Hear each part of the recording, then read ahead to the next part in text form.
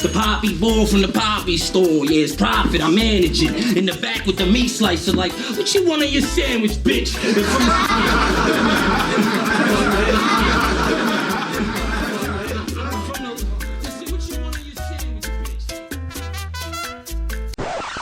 Yeah, it's GuddaFilms, be your own hero. We live in effect. Papi Store with Link and Profit. Yeah. BYOH, we so fly. L1NK, he got the full vibe. It's Profit in this bitch, yeah, we copping more pies. Known to be my own hero with a Papi Store vibe. Thanks.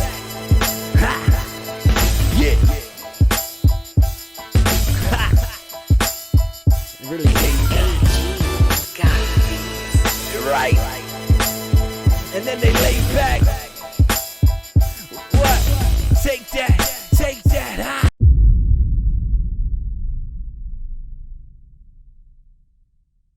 Welcome to Be Your Own Hero. It's your boy Profit.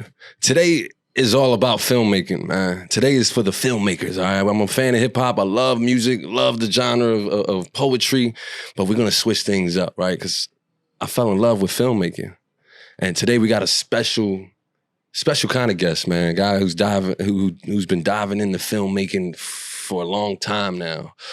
He's a director, an editor, cinema photographer, you name it. When it comes to filming, this guy is pieced it together in so many different ways. We'll just get right to it, man. My man Jerome from GuddaFilms. Appreciate you, man. How you doing, man? Appreciate you, man. I'm just, taking it every day one by one, just staying productive. Staying productive. You gotta stay productive, Yeah. Well, I wanted to talk about this new movie you just dropped on Tubi, Corrupted Mind. Yeah. And whatnot. I watched that joint with my lady. I enjoyed it. Especially coming from where we come from. The main character, Nas, he's trying to find his way, and just trying to better his life and whatnot. It starts off with him coming out and talking about how he didn't get the job interview and whatnot. And even though he had people in his life, like the one chick that he called, she gave him some positive insight. Like, it was like, yo, you're going to be all right. We're just going to keep moving forward. But I guess when you dug into the streets and whatnot, and you try to, we see it a lot where like guys trying to escape the streets, but it becomes difficult, trying to get that 9 to 5, and you don't really, you get denied, he's getting discouraged left and right and whatnot. Right. Before I even dive into the movie though, I wanted to kind of get a backstory on what made you dive into filmmaking, period. What made you... It really came from the culture of music, period. Because I told my father years ago that I wanted to get into music, being a rapper when I was like 10 years old. He said, hey man, like if you want to get into something, don't just get into one lane of it, get into all fields of it, touch on everything. So I took trade school, audio engineering. After that, at the end of the course, I did video production. So he was just taking me around, showing me how to hold the camera. So I kind of laid off the camera for a while. I was doing a lot of like recording artists and stuff like that. It was a couple artists that enlightened me to pick the camera up, just recording them. Just off their energy and, how they carry it or whatever. So I just start getting into the culture of Philadelphia because I left Philadelphia for a couple years. Went to school out Berks County, out Renton, PA, that area. Okay, yeah. Yeah, so when I came back, I really didn't really know because I went to Strawberry Mansion. So I really didn't know what was going on, So I kind of dived in it, my cousins rap. So I was just bigging up my cousins and, selling little mixtapes, just staying in part of the culture by any means. So when I graduated, you know, I just dived in as far as the mechanics of it. You know, so my first video I think I did it's like probably like '05. I was just doing like a camcorder, going around just taping. I had a group around Kensington called MOR, and I was just taping for them and taping for myself and just taping. So I don't know. I never knew I had a niche for the camera work until like 2009. That's when I started publishing stuff on YouTube and stuff like that. 2014, that's when I started my TV series, Corrupted Mind. It's a web series. Okay, so the movie actually started off as a series. Yeah, a TV series. So what made you transition from being a TV series to I'm gonna make a movie about it? I know. I just see the transition of, you know, the market that's going on now. Everyone want to see feature films. You know, the TV series is cool, but you know, once you package it up in a movie form, because I really wanted to show people what I can do in a movie form. So once I got picked up to do cinematography for the Tiger King show. And that's on Netflix, right? Yeah, that's on Netflix. Yeah. Tiger King. I went up there. I didn't know what I was getting myself into. So that taught me a lot. You know, just filming, putting the shows together. What was your role in the Tiger King? Like documenting the animals, documenting Joe Exotic. He tell me to go somewhere with him. I go. He'll make a story up. One time that we was on a mountain, and I saw like it looked like a two-headed snake, but it was like two snakes that was cored up together. So Joe told me to make it seem like it's a two-headed snake, you know, to the media so it could go viral. He had ways of making things go viral, you know. So he taught me a lot of, you know, back in the like 70s marketing, stuff like that. So from that, I got a lot of, you know,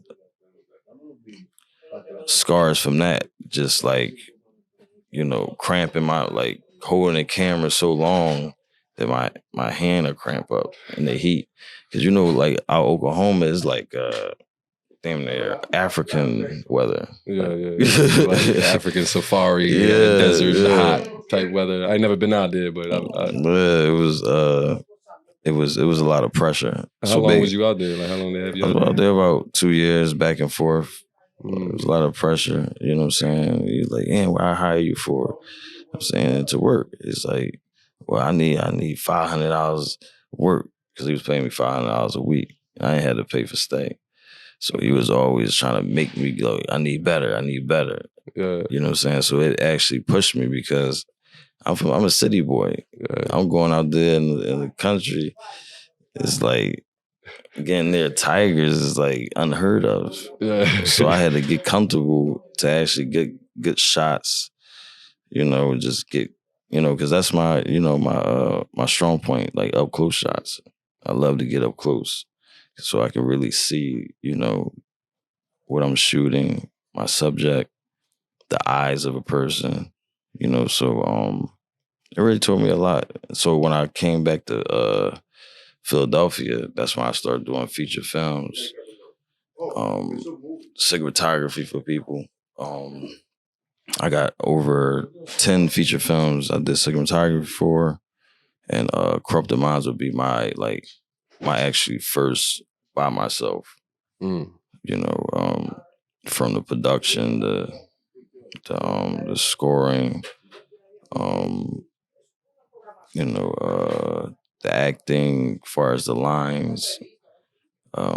Because I used to write music, so I look at writing scripts like bars. Like I get 4 and 4, that's 16.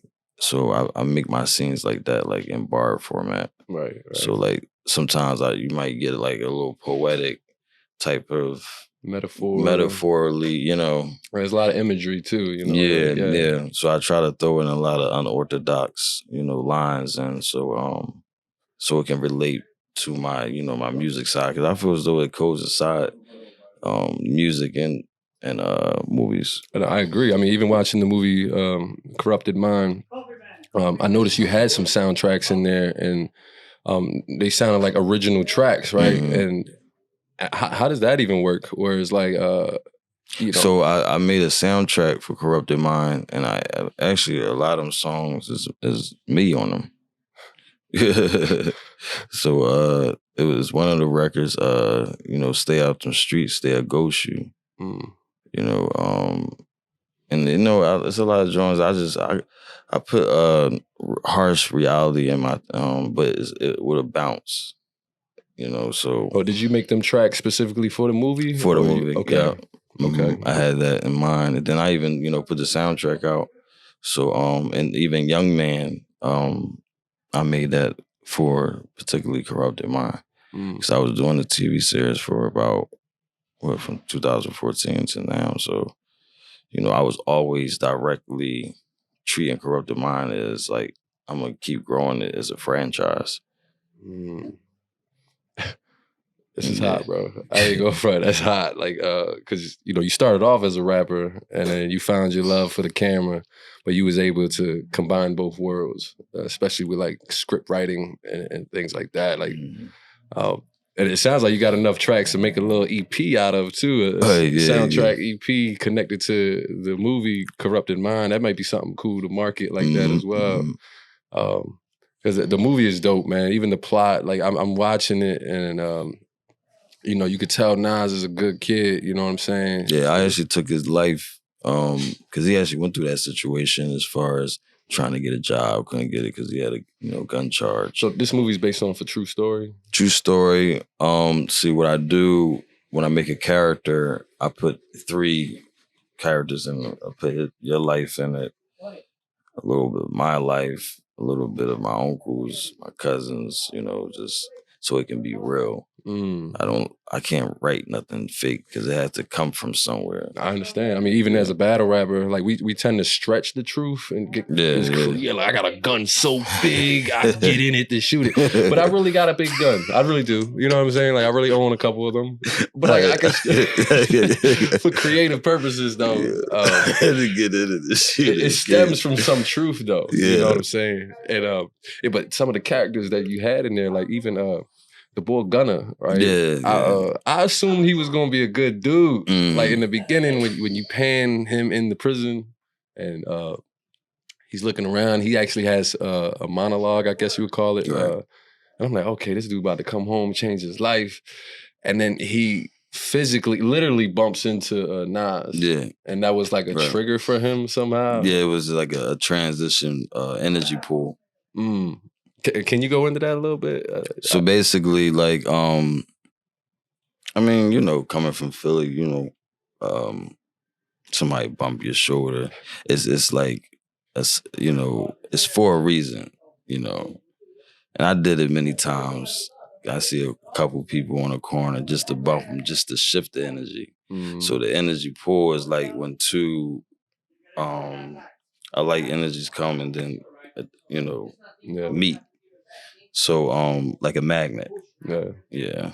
When he initially bumped him, Nas was like, "Yo, what's up with you?" And then you could see it in Gunna's eyes. Gunna was like, "Oh, I think his exact words was, I got something for you." And you ain't see him for a while until you start seeing him creeping, following, until eventually he was inside Nas's crib, waiting for him, and basically, I don't want to say bullied his way into the situation that Nas had got. But he just basically laid down common sense. It's like a lot of I feel like a lot of people do things off of fear.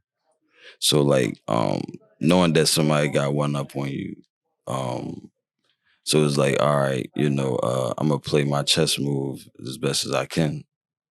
Yeah.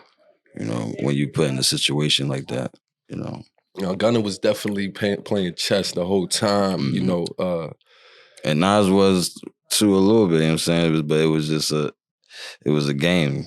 I mean, one thing Nas didn't do was like give up his plug easily. Right, right. That's like one of the main rules in the streets. He's dealing with people is like, I can't give you my plug. Right. You know what I'm saying? But Gunna was adamant about like, yo, when you gonna let me meet your plug? When you gonna let me meet your plug? When you gonna, you know, constantly bringing it up. And, you know, you would think that Nas would see some of them signs though in the beginning. Right. And he just. But I mean, I guess that, like I said, like fair, like damn, like this boy really came in my crib, and he talking some whole fair kind of shit to me, and like, damn, how can I take this guy? Like, he kind of put himself in the place as Nas' OG in a sense, right? And guiding him, he was giving him solid advice, you know, riding for him and everything. Right, and then in the midst of him going through that war with Tonk. And Tonk, that was going to be another character. Yeah, the OG like, that, you know. And he's actually older than both of them. Right? Yeah, he got seniority over both of them, yeah. Now, Tonk was, he seemed like he was a real gangster for real. Because I started off following his story, you know what I'm saying, started doing his documentary, and I was just like, we just put this in like, you know, a movie, you know what I'm saying, the TV series I started off with. So ever since then, with me and Tonk been rocking, man, and getting real good content. Sometimes he listen to me, sometimes he don't, you know, so it'd be like that. Like, I'm like, I got a scene, like, in the woods, an army scene, you wake up, like, you know what I'm saying? So it's like, nah, I'm staying on the block. Like, all right. I get it. I mean, it's tough to get those guys. You know, I've been working on something myself, working on a documentary called Shots Heard, Lives Lost. It's highlighting the gun violence in the city of Philadelphia. And I've got the streets perspective. I've got a police officer's perspective. I got a retired chief out in New Jersey's perspective. I got a nonprofit, the owner of a nonprofit's perspective. Just a couple different perspectives and whatnot. And you know, the more I film, I wanted to ask you this too, right? The more I film, I got a pile of footage and just a pile of content that I haven't even touched yet because I'm low-key just like overwhelmed a little bit. Or it's like, it's so easy to just shoot shit, and then you gotta take it back to the crib and actually edit it and really watch it and piece it together. Yeah. I wanted to ask you, how do you deal with that? Like, have you ever got to the point where you're like, yo, I got like 30 pieces of footage. They're all 45 minutes a piece. How do you approach that overwhelming feeling? Like, so I do a speed edit. Like, basically, I put something together and I'll probably edit something like damn near 10 times. Like a film, I probably edit it 10 times just to see it differently. As far as like documentaries, it's pretty set in course. You know, I love the documentary format as far as the the angles that people will you know, put in front as far as documentary with the visual of what they saying, you know. Yeah. So that's always vivid to me when I see that, you know. So it's like it's really the fun part, you know, just creating it and actually, you know, being the alchemist of your own creation, you know what I'm saying? So it's like, I like even one of the streets perspectives, which is actually my brother. Shout out to you, bro. I got his perspective. He told a story, and as he's telling the story, I'm like, "Oh, we should probably act this out." So I chopped up the story, you know, and we all met up. We got a group of guys to act out the story, and then this is my first time doing it. So once I put the visual underneath his story. Like he's kind of like voiceover in it, right? But it's going in and out of his. He's sitting on the sofa and telling the story, right? And it goes to the scene. The B-rolls. He's on the story scene, and I ain't gonna lie. You said it's the best part. It is for me. I'm just like, yo, that's kind of hot. You know what I mean? And seeing it come together, like, because that's what I did for Tonk. Like, I actually asked him, like, yo, like, I see you like really stressed out for all these fiends and coming up with shorts. It looked like a stressful game. Like, I don't understand what's the the benefit really. You know what I'm saying? So it's like, do you really, you know what I'm saying, I want to do this shit forever? And he's like, nah, man. He's like consumed. I said, can you please tell the camera and these kids that You added that into the movie as well, right? Yeah, that I've seen it. segment. And so when I lit it, I mean, he just went, and it landed. Definitely landed. Yeah, I remember that specific part. Yeah, I actually didn't even expect that. He's looking directly at the camera, talking to the youth, and I like shit like that. Talking to the kids. I'm a mentor at the KB Foundation. A part of the documentary that I'm doing is I went and I shot the kids, filmed them doing CPR, filming them interacting with police officers and firefighters and things like. I'm really into that, man. Right, so when I watched it with my wife, and we watched it together, and I was like, yo, the message behind it, it's not just like highlighting the shoot 'em up, kill, drug dealing, but it's also highlighting the negative effects, the positive effects, and I respect it. I respect the whole film. I didn't want to talk about the ending. I'm not gonna spoil it for y'all. You know what I'm saying? I do wish things would have ended differently. And one thing about even Gunna being as hard as nails as he is, even he kind of showed some emotion and remorse kind of after he did what he did, and it just showed me that lives in all of us, and a lot of us are kind of just scared to. Yeah, like that cold killer thing is like, what's the root of a cold killer? Especially doing it, onto self. You know what I'm saying? Like a brother to brother, or to your, just a human being in general. Yeah. I wanted to ask you though, the way it kind of ended, is there going to be a sequel? Like, yeah, I do. And three of them they passed. They're not Tonk, Nas, and Gunna. They passed. Nas passed 2021. Gunna passed 2022. Tonk passed 2023, and Tonk passed right when I was booking the theater for the premiere. Yeah, so rest in peace. Yeah, definitely. But I want to keep them, as far as the film world, I want to keep them alive as long as possible. So I got extra footage that I'm going to alternate and make something, nice.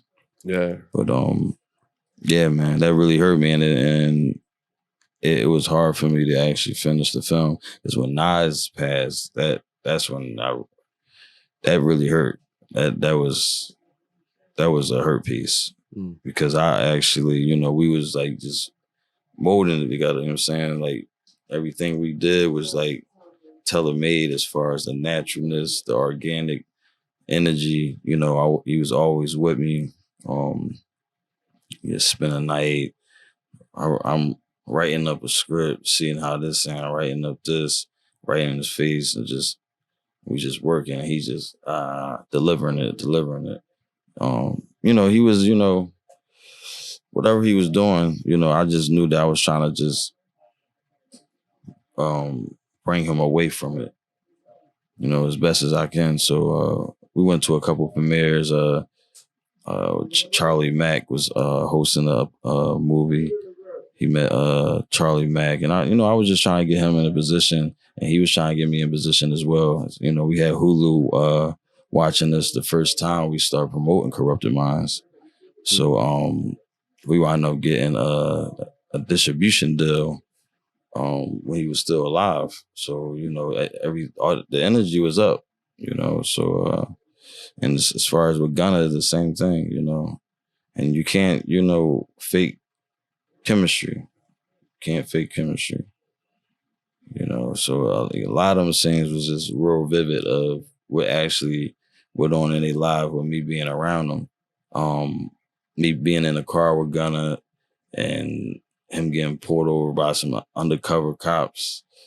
And we just, leaving the breakfast spot, and they just pulled him over. And I noticed you know, he had whatever he had on him. They let it go. And he's like, yeah, you know, you got 3 warrants over here. And I was like, damn, they just let you go. That's good. Yeah. You know what I mean? So I redid the scene. Yeah. But I put Gunna and Nas in the scene and had, you know, the honeys pulling up on them. Right. You know, so. Well, you know, it's funny because when you take a real situation and you film it, you know, the fact that it really happened, I don't think it's that hard to act it out. Either, right. You know, because the acting was pretty good in that joint too. And you telling me that a lot of these scenes are based off of real life situations, then it makes sense why they were pretty good at acting it because it's real, you know. Right. And you can't fake realness, you know what I'm saying? And I respect everything about the movie, especially knowing, you know, those fellas aren't here with us today, you know what I'm saying? And that their legacy could live on through the film, you know? And yeah, man. I can't even imagine, you know, I haven't lost a brother yet, you know what I'm saying? I got a lot of friends. We lose people all the time and whatnot, but you actually had a relationship with these dudes. You spent time filming with them. They dove into your creative space, and a lot of people don't do that. You know what I'm saying? Many times I come up with ideas to film. Some guys be like, "Yeah, I get to that," and they don't know how passionate I am about it. They don't respect how passionate I am about it, and they respect that about you, and I respect that about you as well. You know. But I did want to pivot though. As far as yeah, we'll get into like equipment. What was one of your first cameras? I know you mentioned a camcorder and whatnot, or the old school. First camera was a Nikon. Cause I remember I was shooting Quilly, and I think Johnny, the Mac camera died. So I still had batteries in my camera. So and the Nikon, it don't take in light too good, you know what I'm saying? So it's just like, it was real raw, but you know, Nikon was my first camera. Then I stepped it up to a Canon. And then after the Canon, I started realizing that I wanted some Sony because of the low lighting. Because Canons, you know, it gives you that texture on your skin that, you know, it's like, it's a hit or miss, you know. So it's like, with Sony, it was just like, you know, the mirrorless. I just got into that. So I'm just like, I was like a late bloomer with the filming, because I tried a lot of cameras. Fuji film, Kodak. I used to collect cameras. Yeah, I used to collect them and try them out. Well, if you were to able to talk to a beginner filmmaker out there or whatnot, what would be like the complete kit to have? Like, if I'm a beginner, I'm like, yo, I need a camera. What would you need as a filmmaker? Like, what would you need as a beginner filmmaker? I mean, my beginning career, I was guerrilla shooting. Elaborate on that. What do you mean? Like, basically, just holding a camera and being my own gimbal. I ain't never really heard of that. Guerrilla filming. Yeah, guerrilla filming. It's just like the advice I give them. Just, you know, whatever you got, make it work to the best ability. You know, it's not about the camera, it's the person behind the camera. Yeah. That was hard as nails. Whatever you got, man, make do with what you got. And that makes a lot of sense. Because we think we need all these powerful tools and whatnot. And I'm like that myself, where I see all the bells and whistles. I want that, I want that. Because I was on set with a lot other cinematographers that had bigger cameras than me, like, and like with the crane and all the gadgets on there, and then they'll still come to me like, yo, Gudda, can you get that shot? Because it's hard for me to get in there. So I get in there with my little whatever I got going on. So I realized being more durable in this business is effective. Especially like the angles. I love angles. Because everything looked different in a different angle. You know. What's your favorite lens to work with? Definitely the 50. Definitely the 50. When I had the 50, it just gave me like more control with lighting and dark spaces sometimes. Like, you know, of course the 75s is cool for a wide body, and I don't have to worry about the unfocused problems that the 50 would give me. But and then the 35, I just got into that.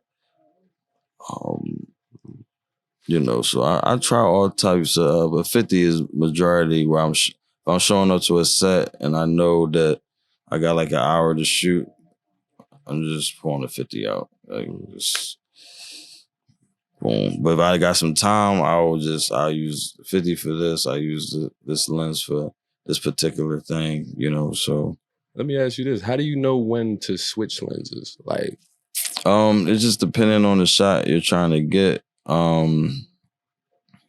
Me per se, like if I'm not getting what I want off the lens I have, I'm gonna try another lens to see if I get a different look. Because every lens got a different texture, you know. So going with that texture as far as where you're trying to aim, as far as what you're filming, you know. So I know I love like the gritty texture, you know, just and sometimes things is cool, soft, you know, so it just depends on the vibe. You know what I mean? Yeah. No, I kind of was going through that as well with my documentary, and even shooting my brother's street situation. And, you know, I'm a beginner, you know what I'm saying? So I'm trying to figure it out. I'm like, all right, I know I need a wide shot to catch the whole scene.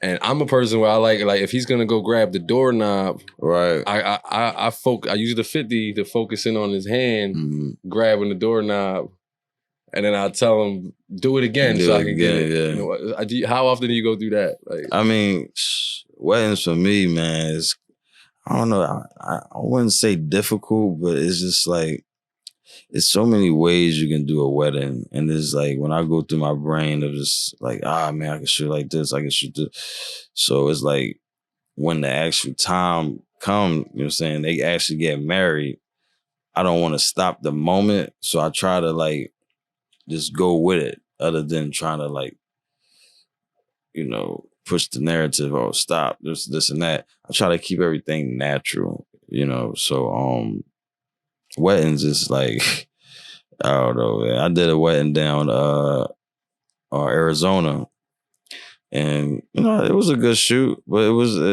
it wound up being hell at the end of it. how so? What you mean? I don't know. It was just, I feel like, you know, I'm always my worst critic, you know. So I'm always like, damn, I could do this, I could do that, you know what I'm saying? And I could tell, like, you know, people be happy about the work, but I could tell if they like it or they love it, you know? So, and I'm always like in a position of where my scars, like my failures is my success. So anything I fail at, I feel as though I succeed in, you know? Yeah. I dig that. I mean, because even filming a wedding, like, it's live, right? And you don't want to be that guy like, yo, that looks good out here. Do it again so I can get it from this angle. Right. And it's like, well, that first shot was a natural teardrop. I can't force that natural teardrop again. Like this one thing with Denzel, with Training Day, that Pelican Bay line. Yeah. It was that was freestyle. Ad-lib type. So he looked at the cameraman. He was like, "Yo, I hope you got that, because that's all I got." Yeah, it was like, yeah. So I understand like moment shooting versus scripted. Like I rather scripted be like a movie, you know. Yeah. But even scripted is like you can go off script, so it won't be robotic. You know, it can add some actual warmth to it to make it feel relatable. Have you gone through that as far as like you got the script, you give it to the artist or the actor, actress. Have you had moments where they've added their own lines and you Oh yeah, like I would film? definitely say like I talk proper and I talk in Cebonics as well. Yeah, I'm saying, yada, yada, I mean, going to the store, yan, to give me a Dutch yan, to get, all the Iowans and all that, but I really talk proper, what I'm saying, as far as what I write. So I'm like, yo, how would you say this? How would you say it? But I want you to verbatim say these words, but don't go left. I can tell when somebody going left and they fighting it. And like, no, I'm telling you to verbatim say this, but add on how you would say it. Yeah, it's like if the line was like, "Hey, honey, I am going to this corner store to buy bread." How would you say that? Yo, I'm about to be out, you know what I'm saying? I'm about to head over to, the Papi Store so I can grab the bread and whatnot. Yeah. And like, that's different than the actual line. I get that. Yeah. Have you, I'm sure that gets frustrating sometimes too. I'm sure. I try to tell them not to cuss. Like, yo, whatever, freestyle you do, just make sure you cuss less. You know what I'm saying? So we can have something clean. Because, like, if you peep Trellers, they, cuss words, you don't supposed to have cuss words in the Treller. If you really peep it, like the actual, like the industry base is like no cussing. And plus it's clear, like, it's like you can hear everything, like, without swearing and stuff like that. Even if you're speaking in code, it can be ways of not cussing, like, you know what I'm saying? Because when you say like and shit, and you know what I'm saying, like I might let it go by a little bit, but it's like sometimes it's like get too repetitive. So it's like that's why I tighten them up with lines, and I'll be like, yo, verbatim. When I say verbatim, everything I'm writing, you gotta say it. Yeah. And when I'm just saying like, or you can tweak it a little bit, because I'm a little unsure, but just tweak it a little bit in your own way, so yeah. I wanted to get into how you actually got the movie on Tubi, right? Tubi. Yeah. So I know like it's a lengthy application and all that. Yeah. You got, put your name on it and put your numbers on it, your bank on it, everything to put your blood on the paper. Sign your life away. You know what I'm saying? And I know a thing or two about that, man. I was in the Army. I gave my life. You know what I'm saying? They gave it back, though. The first deal I had was a 60-40. The company was these guys out New York, and they had Silent Bob, his company. 1090 pictures, but the thing is they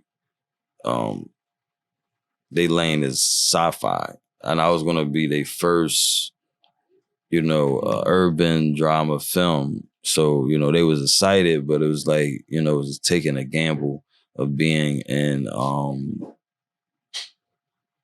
area that is not going to really be seen as far as the market. Because they was aiming for like more like Redbox, Amazon, and they wanted to aim for Hulu as well. But them platforms is hard to eat off of because they may give you, a $10,000, $20,000 check, and then that's it. And depending on how the movie do, they might keep it on, give you a raise. It's like with any job, but I decided to go with Tubi because cast members seen it on Tubi, like as far as like, yo, I see this on Tubi before they pass. So and I realized Tubi is supporting a lot of urban independent filmmakers as well in the industry as well. Like you see a lot of good industry movies on there too. So and I just thought about it. I was like, I just want to put it in the market where it could be seen. I don't want to be, oh, my movie's $20. Like, I don't want to do all that. It's taking too long for the message to be seen. It needs to be seen now. Yeah. So, and I knew I surpassed the YouTube era. So, it was a really big deal just to give this platform a try, and especially, having everybody else stuff on Tubi and Amazon that I did work for, and seeing their success, so it was inspiring, and I was like, yo, I finally got something out that people can appreciate. That's my full body of work. Yeah, and what you're doing is actually inspiring to a man like me as well. You know what I'm saying? It's I dove into podcasting so I can get a better understanding of filming. My first introduction to filming was battle rap. You know, and it's one thing to be in front of the camera and just go crazy. It's another thing to be behind the camera and in front of the laptop. And go crazy too, yeah. And go crazy too. And the ability to make someone else look good on camera too. You know what I mean?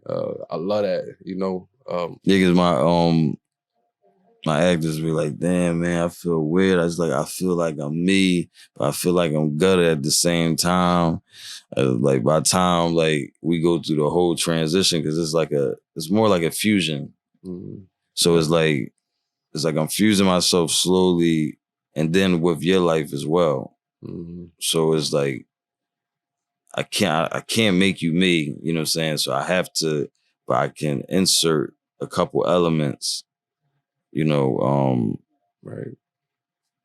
To angle the message in the proper delivering way, other than, N-word this, N-word this, nigga that, so it's just, I respect controlling it. I respect it. I wanted to ask you too, how important it is to LLC, GuddaFilms, and the requirement. Let's say somebody like me or somebody out there wants to put their movie on Tubi. What are some of like the requirements that you would need? You said you had to put your bank information. Is that your personal bank account or is it a business bank account? Like, kind of go into that a little bit. I mean, whatever, got a business account. I just made a business account.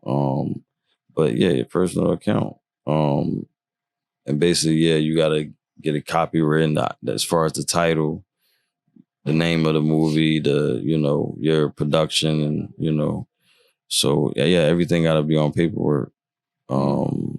Everything. Yeah, and that's something you go through the city for, like the city government, or with Gov, copyright Gov. Right. Yeah.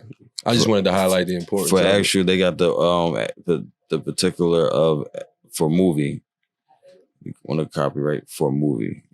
Yeah. And you would have to do that for every film, right? Like every film title has its own copyright. Yeah, I just wanted to highlight that. Especially if you're putting it out to these distributors, because it's like you can sign a deal, it'll be a 2 to 5 or a 2-year deal, and they got your film, and you got to make it work with them until the deal's over. That's, that's kind of what 50 Cent I feel like going through right now. Is like every time I wake up, he's trying to get out the Star deal. It's like, man, they leaked the other one of my episodes, and but where they gonna go? He signed a $5 million deal with them, So it's like, but how difficult is it to have those type of conversations with those people? Like, if you sitting down with Netflix or Hulu or even Tubi, and you sitting down with that man or woman, I'm sure there's a contractual agreement. They offer something, you rebuttal. They like, bro, you a small guy anyway. Do they treat you that way, or do you feel like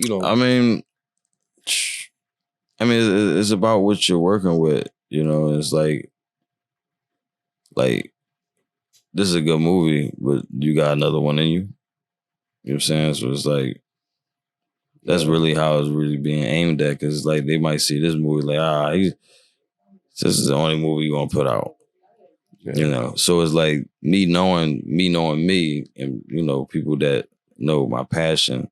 I have a lot of films that I want to produce out, not only for myself, for other people that don't quite got the full knowledge to actually have the courage of finishing a film.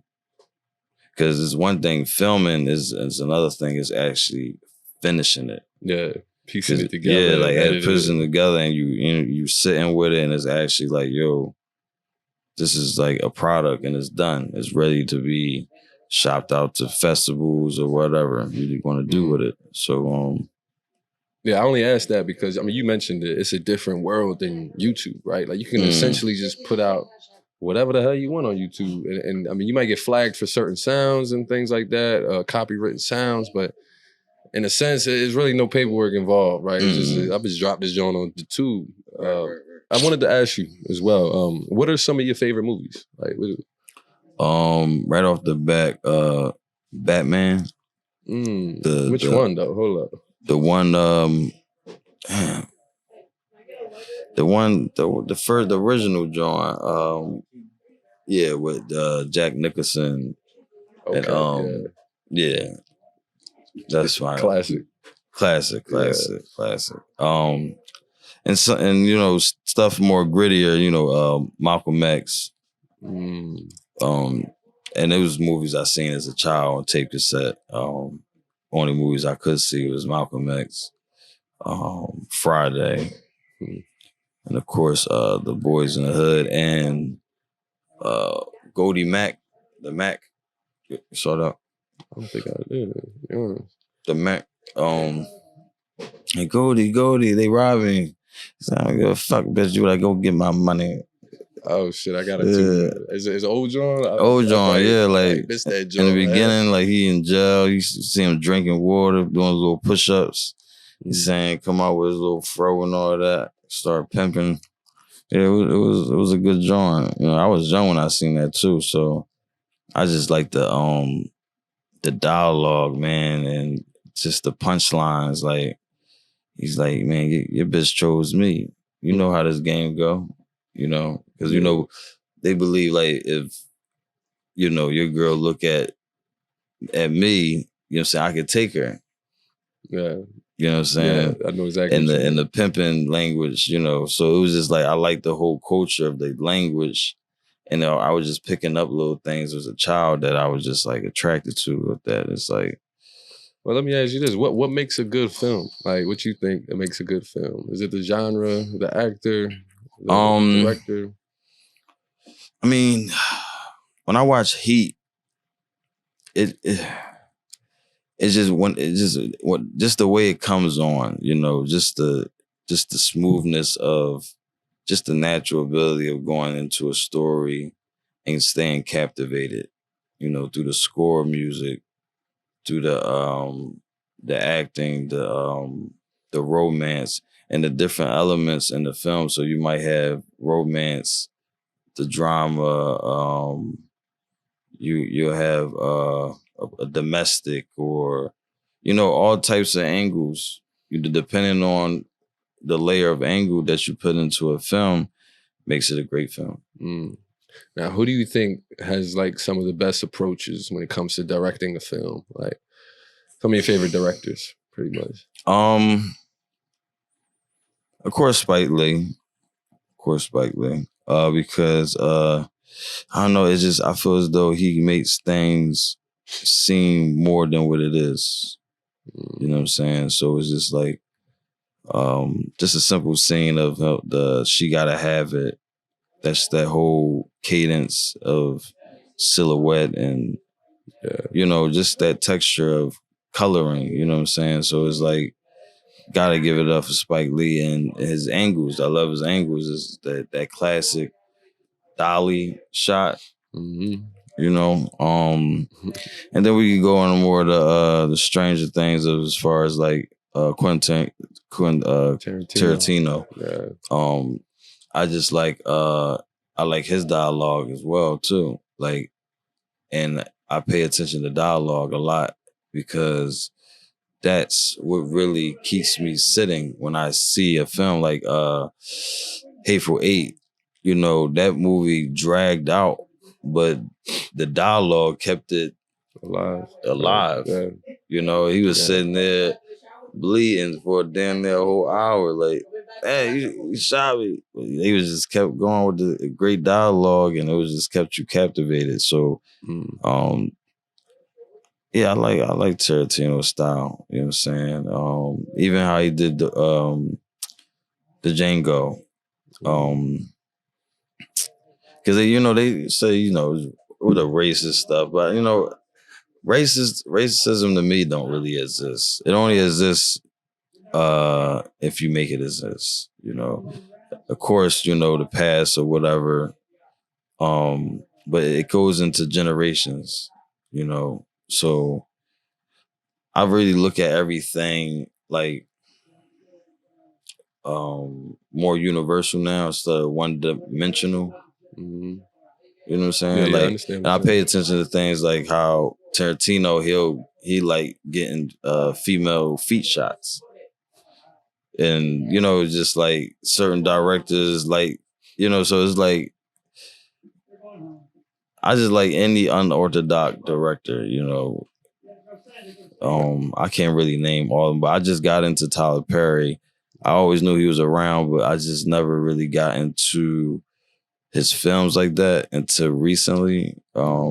He recently had a film just came out that was nice, had a nice little plot twist, and I like plot twisters as well because it's like you think it's going one way and then it go other, then it twists to something else. Yeah.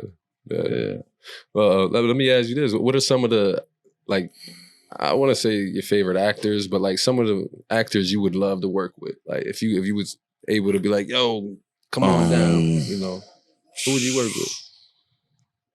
Man, there's so many of them. Of course, Denzel is a no-brainer.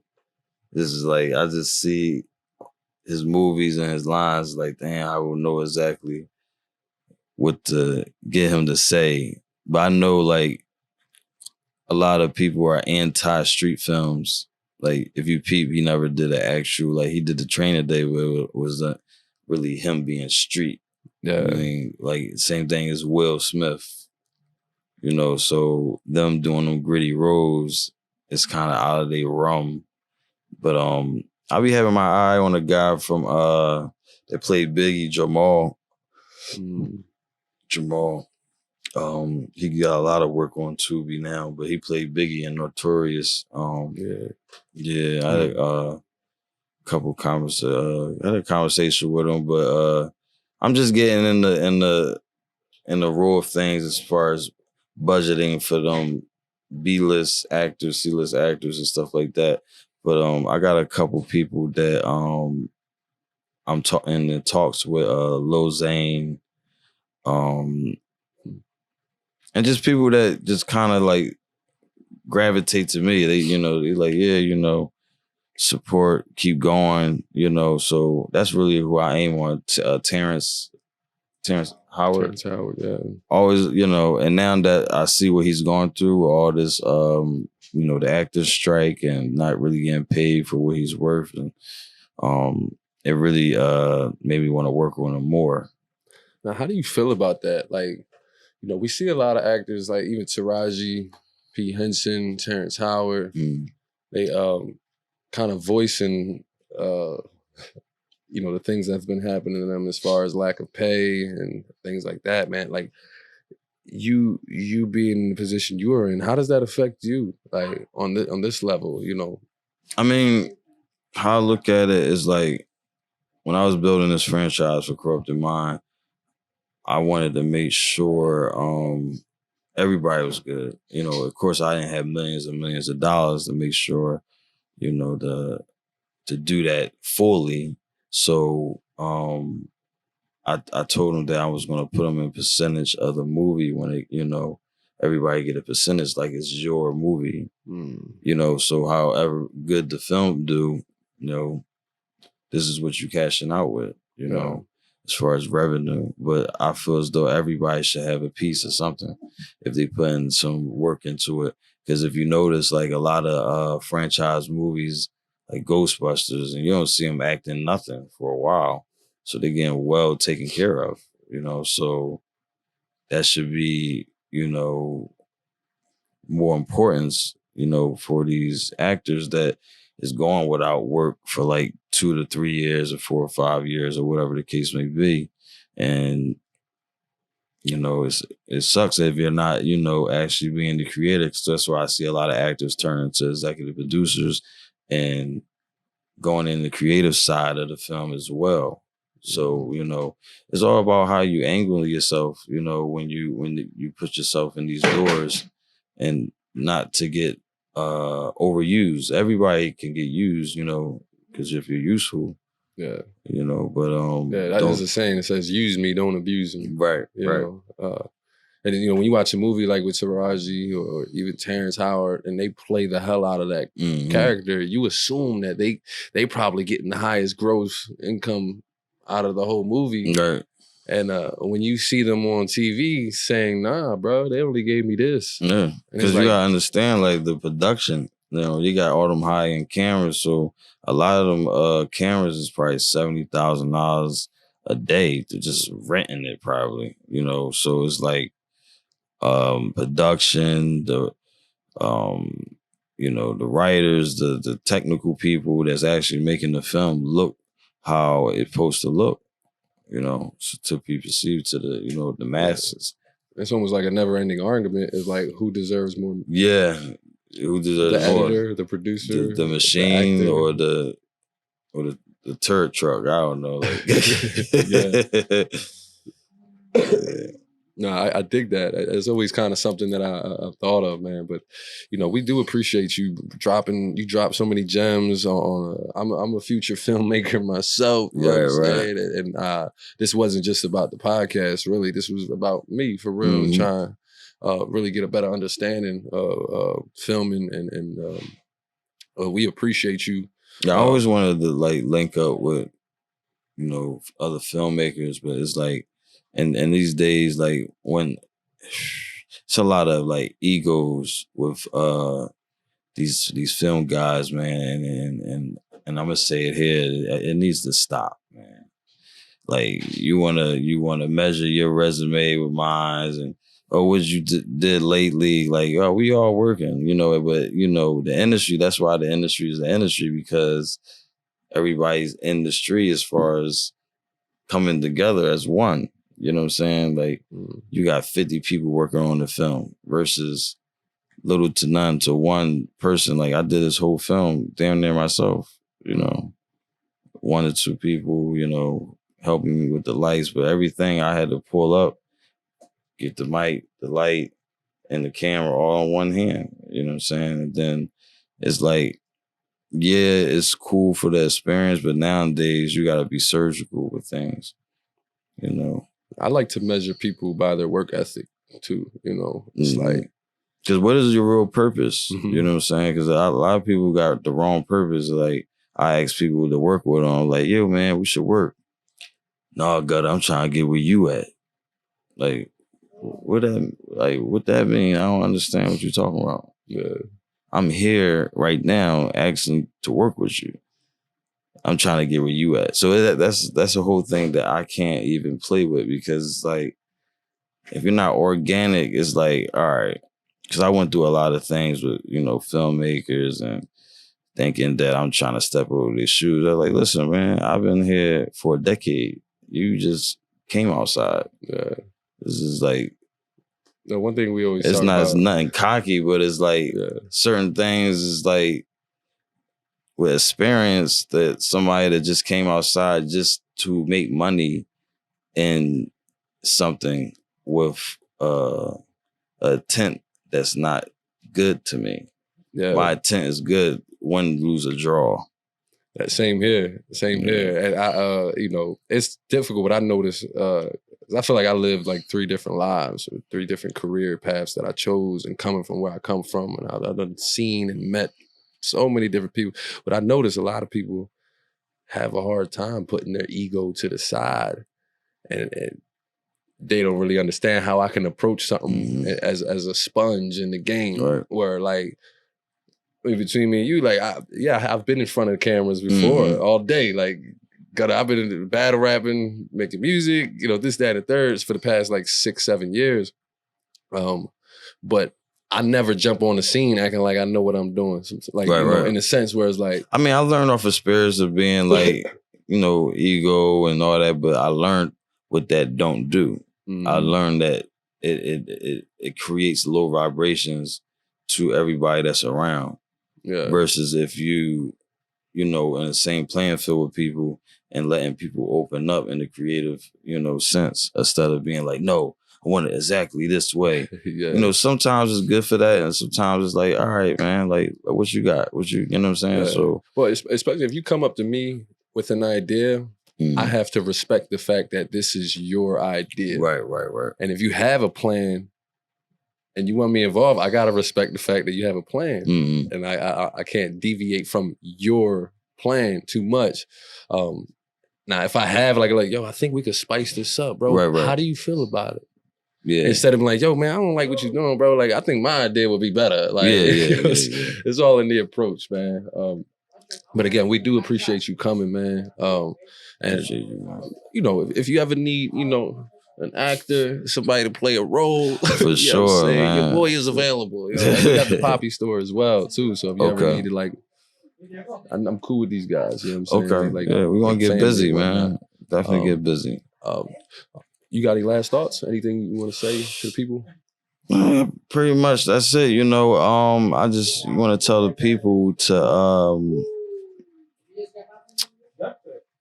you know, just to keep your head up, and you know, we living in a Great Depression, so this is the perfect time to create, the perfect time to put your voice out there and your message, you know. It's Jerome Upchurch, GuddaFilms, Corrupted Minds, out now on Tubi. It's an hour 25 feature film. I put a lot of dedication in it. Rest in peace, my guys. Wish y'all was here, but I'm gonna be carrying it. Watch the film.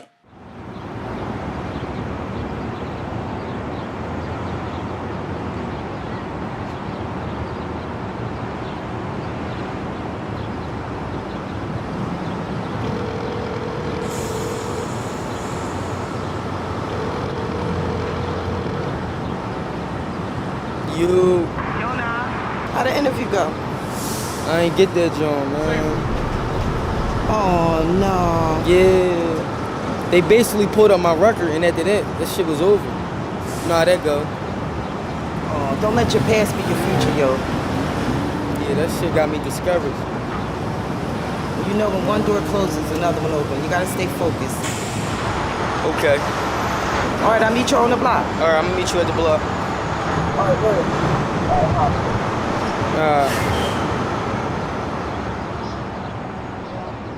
Since the system is broken, I created my own, the only way I know how.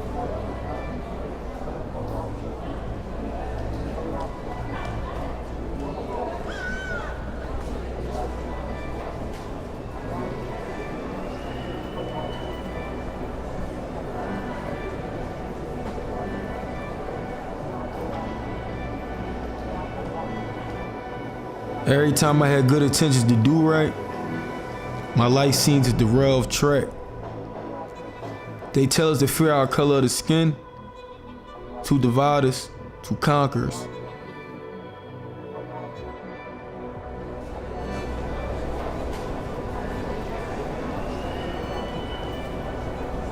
Yeah, and I ain't always around.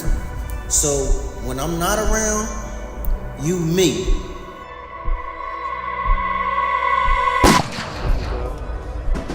There's work to do, there's money to get, man. Like, you know what I'm saying? I got a lot of trust in you. I appreciate you, bro, but I'm a grown man, bro. I already know I got myself into this when I got into it.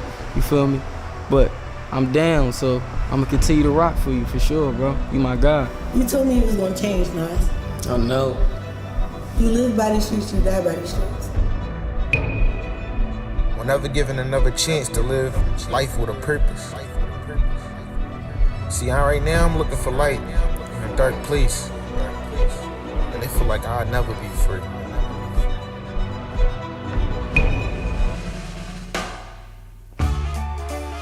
I got myself into a little situation, and I can't seem to get away from it. Ooh, I got to break free from all this bad luck that's been following me, and it's time to move on. It's just a little too long.